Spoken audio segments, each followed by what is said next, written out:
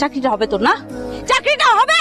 আমি এই তোকে না জানাই আমার বড় মামার অফিসে পাঠাইছি চাকরিটার জন্য। তুই এটা কি করে আসছিস? কি উল্টাপাল্টা কথা বলে আসছিস ওখানে?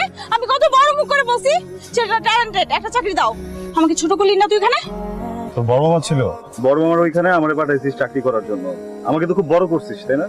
যার চাকরি পাওয়া সে চাকরি পেয়ে গেছে, এই টাকু কাকু তো একটা খাচ্ছ। এই বেয়াদবের মতো কথা বলবি না, একদম চুপ। যথেষ্ট বেয়াদবি করছিস।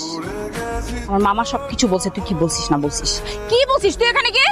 কি লাল লাল শর্ট প্যান্ট পরে বান্দরবনে যাওয়ার কথা বলছিস? এইসব কথা তোর মাথায় কোত্থেকে আসে? হ্যাঁ পাগল তুই, পাগল। ফান করছি, মজা। ঠিক আছে, সবকিছু তোর কাছে ফান মনে হয়? জীবনটা ফান, আরাম। আমি নাই আর তোর সাথে। মানে কি? আজকের পর থেকে তুই আমার সাথে আর কোনো যোগাযোগ করবি না।